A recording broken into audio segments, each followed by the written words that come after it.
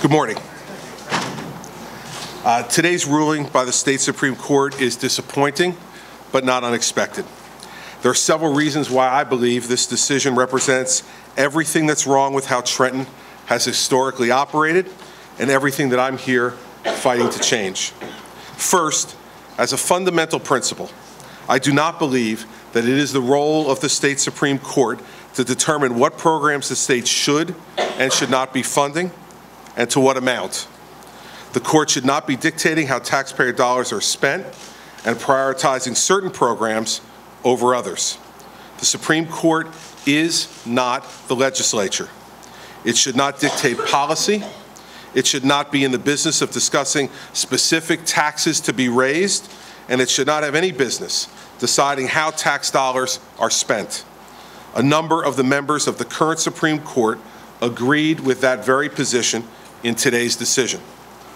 Those responsible for making decisions regarding how money is raised through taxes and how it is spent by government are those elected by the people and ultimately held accountable by the people. Secondly, I believe the court's decision is based on a failed legal and educational theory that incorrectly reasons the key to establishing a thorough and efficient system of education is to throw more money at failing schools. Let me be clear. I do believe funding education is critically important to New Jersey's future. Even before today's court decision, we increased education aid by $250 million to every school district in this year's proposed budget. But we must also acknowledge that money does not equal quality results. And there is now nearly 30 years of evidence that just throwing more money at the problem is not the answer.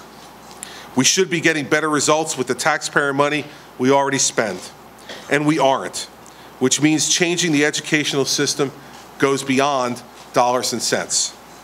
However, as governor of New Jersey, I realize that regardless of my personal beliefs, I must comply with the New Jersey Constitution as interpreted by the New Jersey Supreme Court.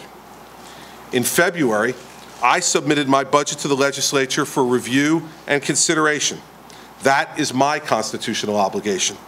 Now the legislature has until June 30th to fulfill its constitutional obligation to pass a final budget. In light of the court's ruling, it is now up to the legislature to determine how the state is best able to fund the additional $500 million in aid to the Abbott districts, specifically ordered in footnote 23 by the court's majority, while also meeting the state's other funding priorities as I propose them. I have complete confidence that the legislature understands its unique constitutional obligation to send a balanced budget to the governor by June 30th. I am also confident that the legislature understands its independent constitutional obligation to comply with the Supreme Court's order in whatever budget they send to me for my consideration by the June 30th deadline. I fully expect the legislature will send me, in a timely manner for my review and consideration, a constitutionally balanced budget that includes how the court's order will be met. My principle remains the same. New Jersey has some of the highest taxes in America. New Jerseyans are already incredibly overtaxed. Therefore, as I've repeatedly stated, I do not believe raising taxes is the answer. That has not changed. I stand ready to execute my constitutional duties and consider what the legislature submits as its final budget to me by June 30th.